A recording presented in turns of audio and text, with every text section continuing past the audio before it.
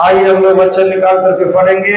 हमारे जो आज का संदेश के लिए जो बताया गया था 11 इब्रानियों 11 अध्याय का 5वां वचन, कोई भी जो निकाले हैं पढ़ने के लिए कष्ट करेंगे। हाँ हाँ हाँ हाँ हाँ, ये गवाही दी थी। हाँ, उसने परमेश्वर को प्रसन्न किया। विश्वासी से आनो क्या हो गया? उठा लिया गया और अच्छी गवाही को प्राप्त किया। और हम देखते हैं परमेश्वर को उसने प्रसन्न किया। सब लोग बोले परमेश्वर को आनोक ने प्रसन्न किया। बाइबल में भी वही लिखा है ना, उसने परमेश्वर को प्रसन्न किया।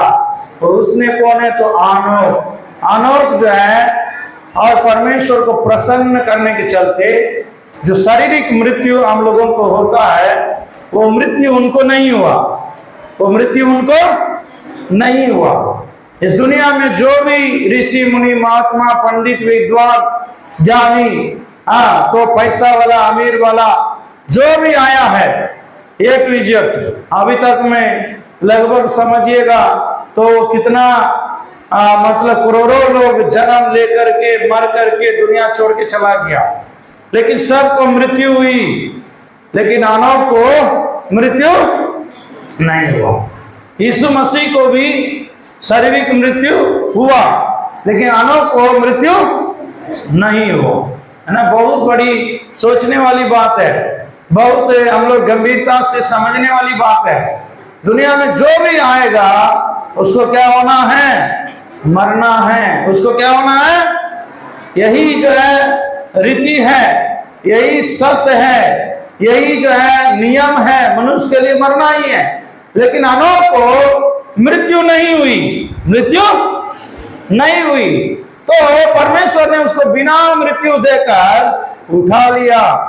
मृत्यु देकर उठा सकता था, है कि नहीं? कितना अच्छा आदमी है, कितना अच्छा आदमी है, आज भी तो अच्छा आदमी है।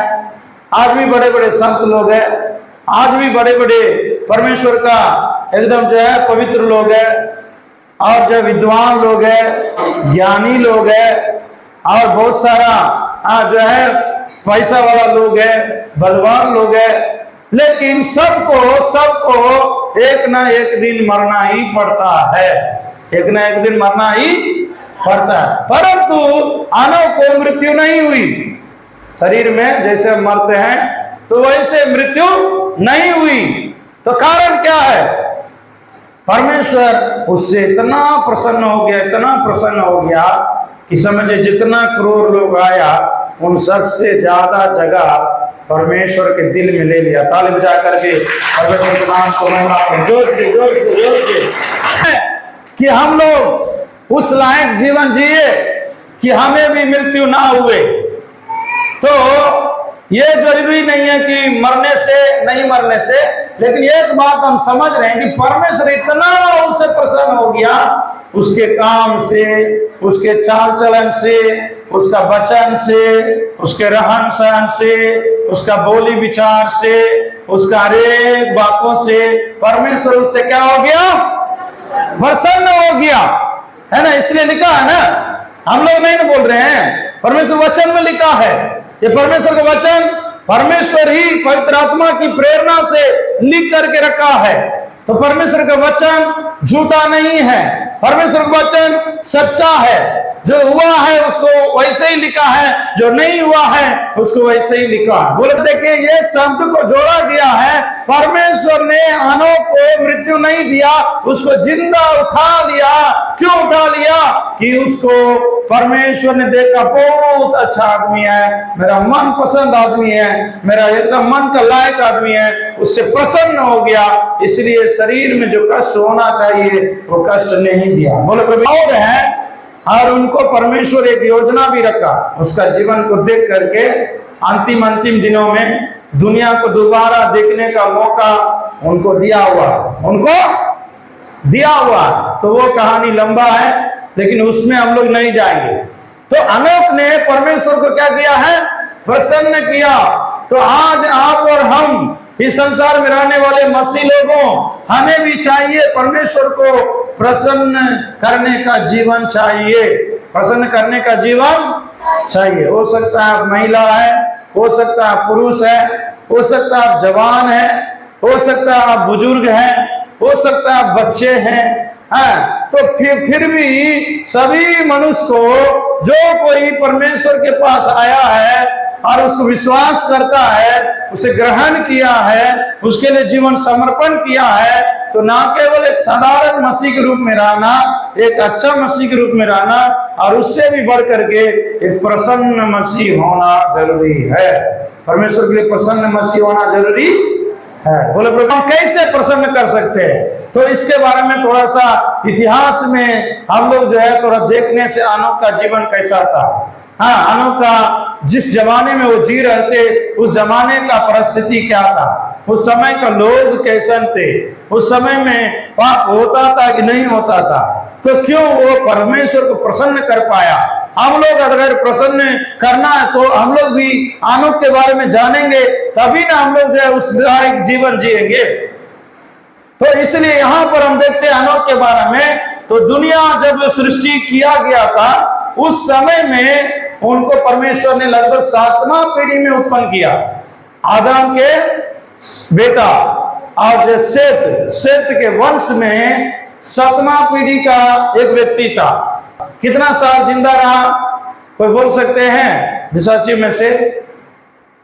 कितना साल जिंदा रहा? हाँ बोलिए भैया। हाँ रमन भैया के लिए जोर से ताली बजाएंगे।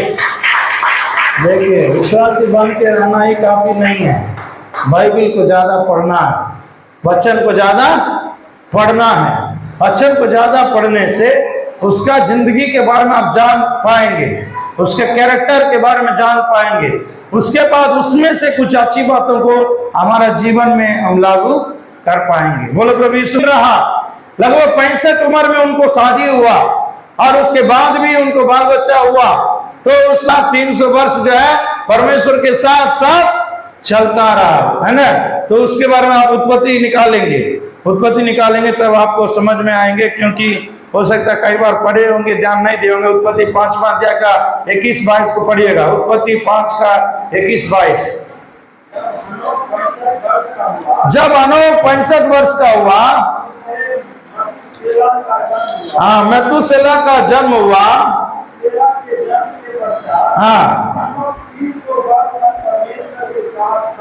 हाँ 300 वर्ष तक परमेश्वर के साथ साथ चलता रहा, और उसके और भी बेटे और बेटियां उत्पन्न हुई। हाँ, अनोक की कुल आयु 365 वर्ष की हुई।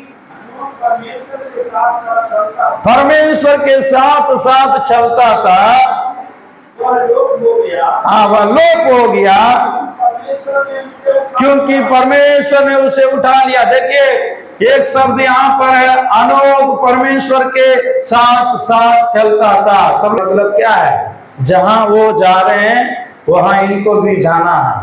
दोनों का मन मिल गया, उदाहरण के लिए अभी हमको रेलवे स्टेशन जाना है, रमन भैया भी मेरे साथ आ रहे हैं, तो उनका जो है मेरे विचारों के साथ साथ उनका मन मिल गया।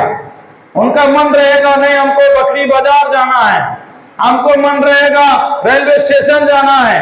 दोनों का मन और विचार एक नहीं है तो फिर साथ साथ चल नहीं पाएंगे। बस में दोनों का मन सा और विचार नहीं मिलेगा। मान चलिए अभी हम जाने के लिए सोच रहे हैं कॉलेज, अभी आनंद सोच रहा है कि चर्च, तो अभी मान चलिए दोनों साथ साथ चलना है, तो दोनों जो है साथ साथ चलना है, तो दोनों का मन और विचार मिलना है, तब ये साथ चल सकते हैं। या तो हम लोग जो है उनको बोलेंगे नहीं पहले कॉलेज जा करके स्कूल जाएंगे, तो ये बोलेंगे ठीक है अंकल हम लोग जाएंगे, तो क्या मन मिल गया।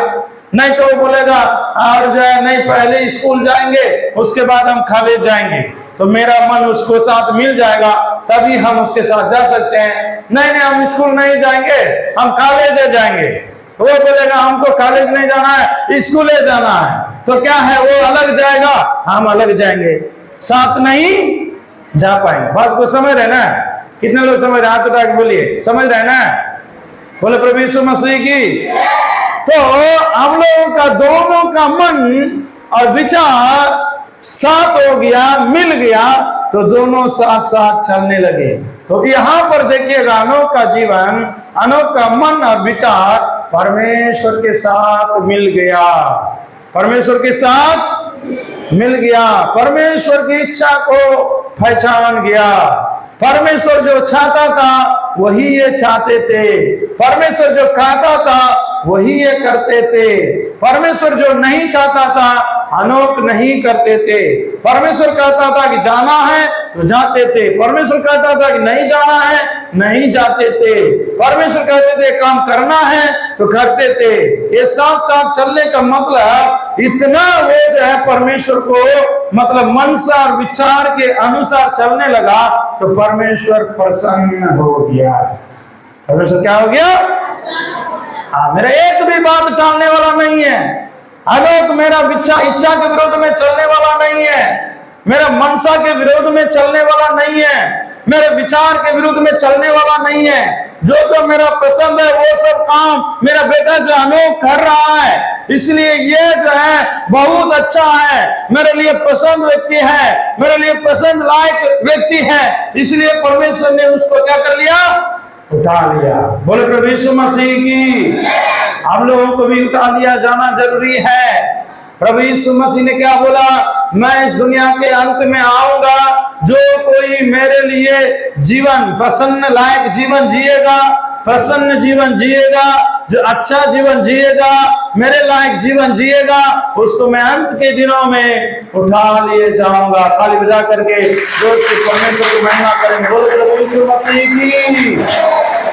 ना केवल अनोख उठा लिया गया, उस बात को बाइबल में परमेश्वर ने इसलिए लिखवा दिया कि आपको और हमको भी उठा लिए जाना है, आपको और हमको भी अंतिम दिनों में प्रभु यीशु मसीह की दूसरी आगमन में उठा लिए जाना है। कितने लोग चाहते हैं उठा लिया जाना है? आप चाहते हैं? 2 झुंड रहेगा इस कलीसिया में, और पूरे मसीह झुंड में, पूरे संसार के मसीहों में परमेश्वर 2 झुंड के रूप में लोगों को बांटने वाला है। एक उठा लिए जाने वाले झुंड, एक छोड़ दिए जाने वाले झुंड। इसलिए यदि परमेश्वर के प्रसन्न लायक जीवन आप नहीं जिएंगे, परमेश्वर की मनसा और विचार के अनुसार आप नहीं जिएंगे, परमेश्वर के साथ साथ आप नहीं चलेंगे, परमेश्वर की इच्छा को पूरा नहीं करेंगे, तो आप जो है छोड़ दिए जाएंगे। आप छोड़ दिए जाएंगे। क्यों हर एक इतवार यहाँ प्रार्थना हो रहा है? क्यों पास्टर जी बार बार आपके घर में जाके बोल रहा है कि चर्च में आइए, रोज वचन पढ़िए, रोज प्रार्थना कीजिए, और खैनी को छोड़िए, गांजा को छोड़िए, गाली बकना छोड़िए, शराब देना छोड़िए, किसी के साथ मनमुटाव नहीं रखिए, सबको क्षमा करिए, सबसे प्रेम रखिए। और पास्टर जी आपको क्यों सिखा रहे हैं? एक दिन आने वाला है, अनोख के समान आप और हम उठा लिए जाना जरूरी है। क्या लिए जाना जरूरी है? तो इसलिए मेरे प्रियो, अनोख ने परमेश्वर को प्रसन्न किया। आज आप और हमको एक चुनौती है कि हम भी अपने काम से, अपने कर्तव्य से, अपने विचार से, अपने चाल चलन से परमेश्वर को प्रसन्न करना जरूरी है। बोलो प्रभु यीशु मसीह की। अनोख के जमाना कैसा था, आपको समझाने के लिए मैं उस समय का बात बताने के लिए चाह रहा। ध्यान सुनिएगा। उस समय में जमाना ऐसा खराब था, ऐसा खराब था, शैतान जो है बहुत तेजी से काम कर रहा था। उस समय में भी जो परमेश्वर ने योजना बनाया था कि स्त्री के बीज से और जो है शैतान का सिर को कुचलने वाला उत्पन्न होगा, स्त्री के बीज से शैतान के सिर को कुचलने वाला उत्पन्न होना है। उत्पत्ति 3:15 में क्या लिखा है? और मैं तेरे और इस स्त्री के बीच में, तेरे वंश और इसके वंश के बीच में बैर उत्पन्न करूंगा, वह तेरे सिर को कुचल डालेगा और तू उसकी एड़ी को डसेगा। ये कौन है? हव्वा को परमेश्वर ने जो है श्राप देने के बाद एक वायदा कर रहा है। जरूर हवा के द्वारा गलती हुआ, पाप हुआ, पहला स्त्री के द्वारा पाप आ गया, इसी के चलते मृत्यु आ गया, सब मनुष्य परमेश्वर की महिमा से दूर हो गया, सबको भी नरक में जाना पड़ रहा है। परंतु मनुष्य को नरक में नहीं जाना है, उसको बचाने के लिए मैं इसी स्त्री को और स्त्री के बीज को हम इस्तेमाल करूंगा। एक स्त्री के द्वारा, पवित्र स्त्री के द्वारा क्या होगा, एक जो है पुत्र जन्म लेगा, उसके द्वारा पूरे मानव जाति के लिए उद्धार मिलेगा और पाप की क्षमा के लिए प्रायश्चित किया जाएगा। ये परमेश्वर की योजना था उन दिनों में, इसलिए शैतान ने उस योजना को समझ करके और 6 अध्याय में देखिए, 6 अध्याय का पहला वचन में, दूसरा वचन में, तीसरा वचन में क्या लिखा है, वहां पर जो है तो आप पढ़ेंगे तो मालूम होगा। फिर जब मैं मनुष्य, भूमि के ऊपर जब बहुत बढ़ने लगे, उनकी बेटियां उत्पन्न हुई और परमेश्वर की पुत्रों ने मनुष्य की पुत्रियों को देखा, हाँ हाँ हाँ हाँ हाँ ना रहेगा, हाँ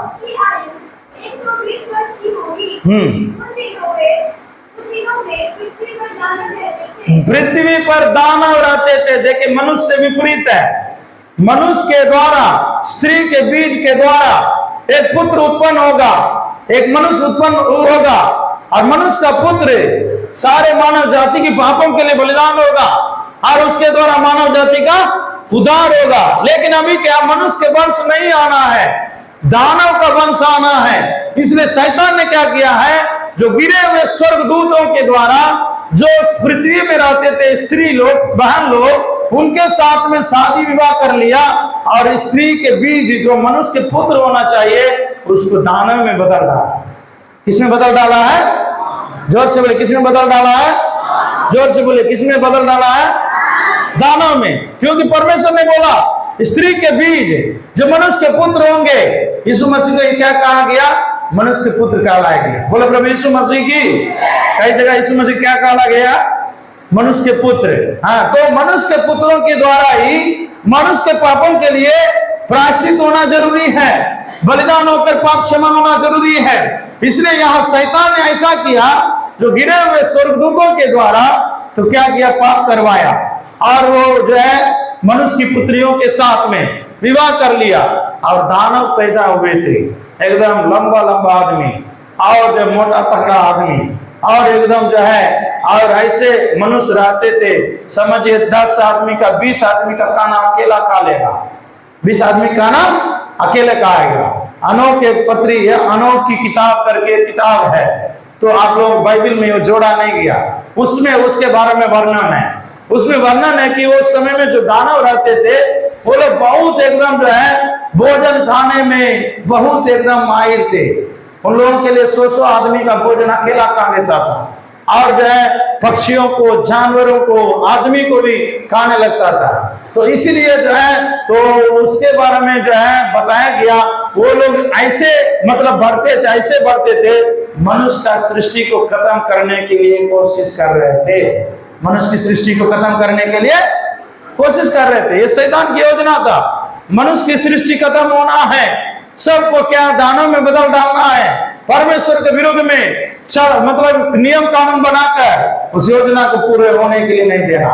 लेकिन परमेश्वर ने उसमें से नूह को और चुन लिया है और परमेश्वर ने नूह, एक धर्मी जनता जो परमेश्वर की आज्ञा मानता था, उन 8 लोगों को, उनका बेटा बेटियों को बचा करके क्या किया है, मनुष्य का वंश को फिर से पृथ्वी पर बढ़ाने लगा। उस समय में जितने भी दानव लोग थे, इतिहास में ऐसा कहा जाता है, और उन लोगों को भी सही थे, क्या किया गया, पानी में डुबा के मार दिया गया। ताली बजा करके जोर से ताली बजा करके। तो इसलिए यहाँ पर देखेगा वैसे जमाना था और दानव लोग रहते थे, मारपीट करना, हत्या करना, एकदम जो है, और जानवर को, पक्षी को जो चाहे वो खाना और मनुष्य की पुत्रियों के साथ में गलत करना, ऐसे लोग रहते थे। लेकिन उसके बीच में अनोख कैसे जीवन जी रहे थे, पवित्र जीवन जी रहे थे। अनोख कैसे जीवन जी रहे थे, परमेश्वर के लिए प्रसन्न जीवन जी रहे थे, परमेश्वर की मन के लायक जीवन जी रहे थे। वो कोई भी ऐसी गलत कामों में वो शामिल नहीं थे, दानव लोगों की योजना में, शैतान की योजना में शामिल नहीं थे। उन दिनों में व्यभिचार बढ़ा हुआ था। हाँ, व्यभिचार बढ़ा हुआ था, होमोसेक्स बढ़ा हुआ था। क्योंकि आप तो उसका अगला अध्याय में देखिएगा, 6वां अध्याय में ही ये सारी बातें लिखा हुआ है। तो उस समय में जमाना कैसा खराब हो गया, और जो है तो एक पुरुष को भी नहीं छोड़ते थे, उसके साथ में गलत करते थे। और इसलिए परमेश्वर ने बोला, मैं इस मनुष्य को क्यों बनाया है, इसको बनाने से मैं पछता रहा हूं, इसको बनाने से मैं पछता रहा हूं। इसके मन में जो कुछ भी उत्पन्न होता है, सारी बातें बुराई उत्पन्न होता है। आप सब लोग बाइबल जानते होंगे, इसलिए वचन पढ़ाने से टाइम बचाने के लिए चाह रहे हैं ना। तो 6वां अध्याय का आप देखिए 11वां वचन में 5, यहोवा ने देखा मनुष्यों की बुराई पृथ्वी पर बढ़ गई, उनके मन के विचार में जो कुछ भी उत्पन्न होता है वह निरंतर बुरा ही होता है।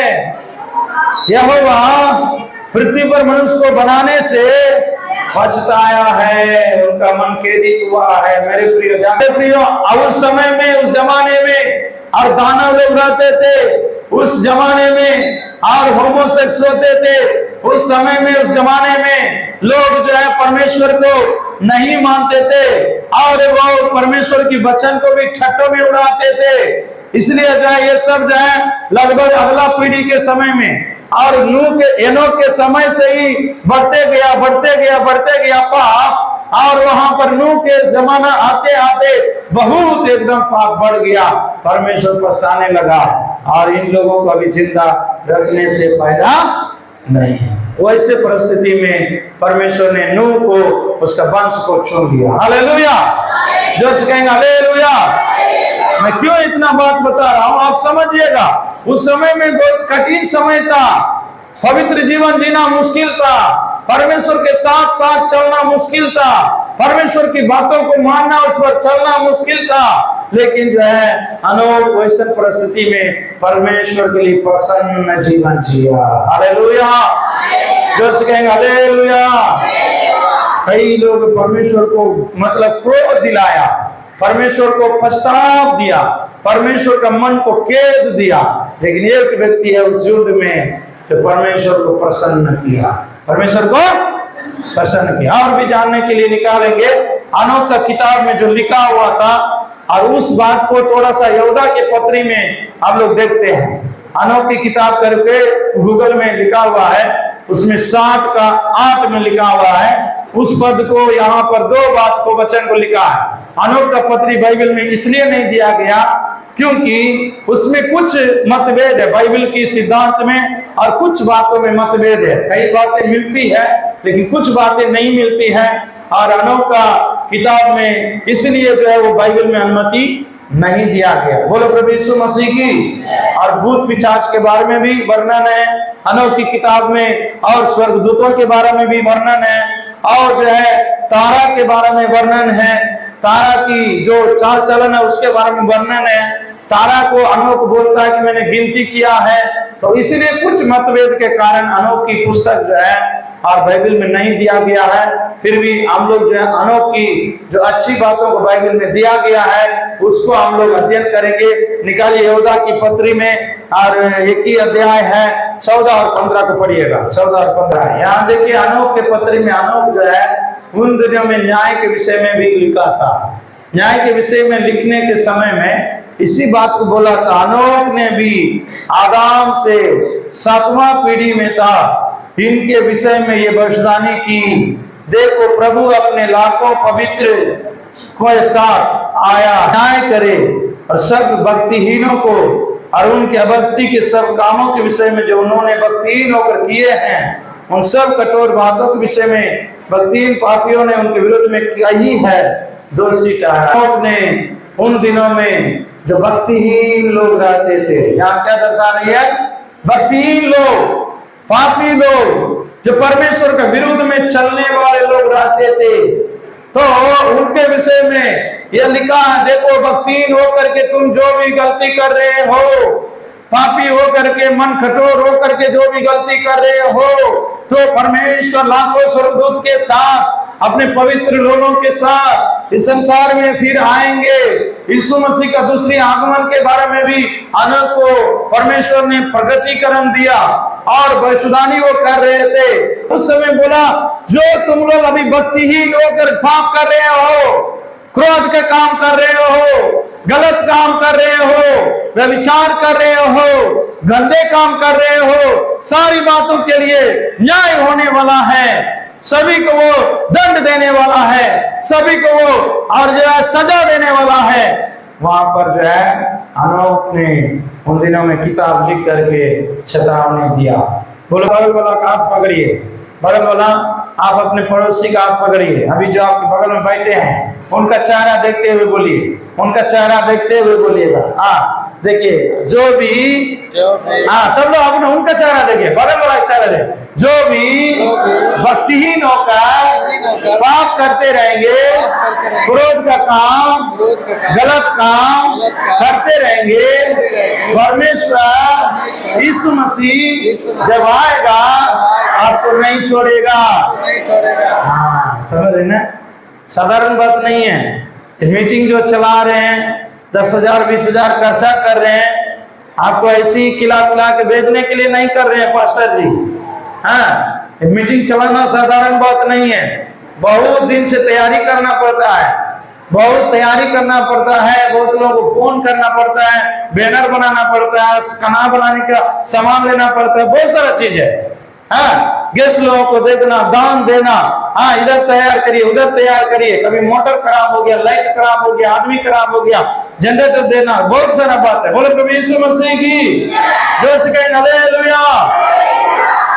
आज आपको भक्तिहीन होकर के नहीं जाना है, आज आप पापी होकर के नहीं जाना है। यहाँ से जाने के पहले ये निर्णय लेना है, हम भी अनोख के समान, शायद चारों तरफ पापी लोग हैं, भक्तिहीन लोग हैं, उनके बीच में मैं पवित्र जीवन और परमेश्वर के लिए प्रसन्न जीवन जिएंगे, ताकि अनोख के समान उसके दिन में उठा लिए जाए, उसके दिन में उठा लिए जाए। हम लोगों को अनोख के समान उठा लिए जाना है।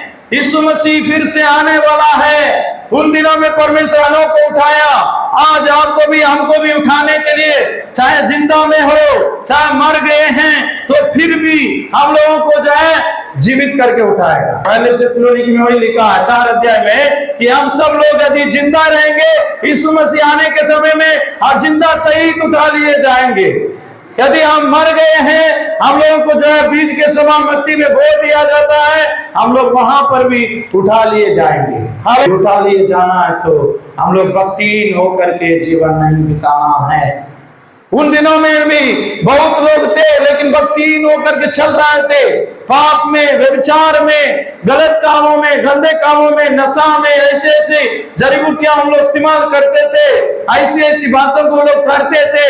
और अनोख की किताब में लिखा हुआ है कि वो लोग जो है बहुत ऐसा बुद्धि लगाते थे कि परमेश्वर के विरोध में बुद्धि लगाते थे, परमेश्वर के विरोध में बुद्धि लगाते थे। बाबेल नगर आप लोग जानते हैं, और जो है बबेल में जो लोग बोला कि हम मीनार बनाएंगे, किस लिए? परमेश्वर को हराने के लिए। परमेश्वर कोई नहीं है, यदि होगा हम आसमान में चढ़ के भी उसको मार के गिराएंगे। हाँ, लोगों ने ये सोचा ऐसा मीनार बनाएंगे, ऐसा मीनार बनाएंगे जो आसमान को छुए, इसलिए हम ही परमेश्वर हो जाएंगे। निम्रोद ने वैसे मकान बनाने लगा। दानव लोग कैसे पैदा होते थे? कुछ कुछ ऐसे जरिया हम लोग खिलाते थे और खाते थे, और जो है जो स्वर्गदूतों के द्वारा भी होता था, और वो लोग कुछ ऐसी जरिया को इस्तेमाल करते थे जो कि जो है लोगों को कैसे करते थे, एकदम लंबा तगड़ा मोटा, एकदम 20 फीट का 25 फीट का आदमी, समझिए अभी भी 9.5 फीट का आदमी दुनिया में है, 9.5 फीट का आदमी।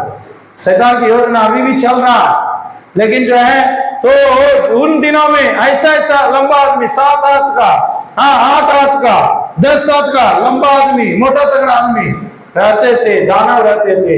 ये शैतान की योजना था कि पाप में गिरा करके लोगों को क्या करना है, भक्तिहीन में गिरा करके परमेश्वर के साथ में चलने के लिए नहीं देना है। बोले आज हम लोग निर्णय लेना है, अब मानव के समान एकदम जो है प्रभु के साथ साथ चलूंगा। यीशु के साथ में चलने लगा, यीशु के साथ में चलने लगा, ना लौटूंगा ना लौटूंगा, ना लौटूंगा ना लौटूंगा।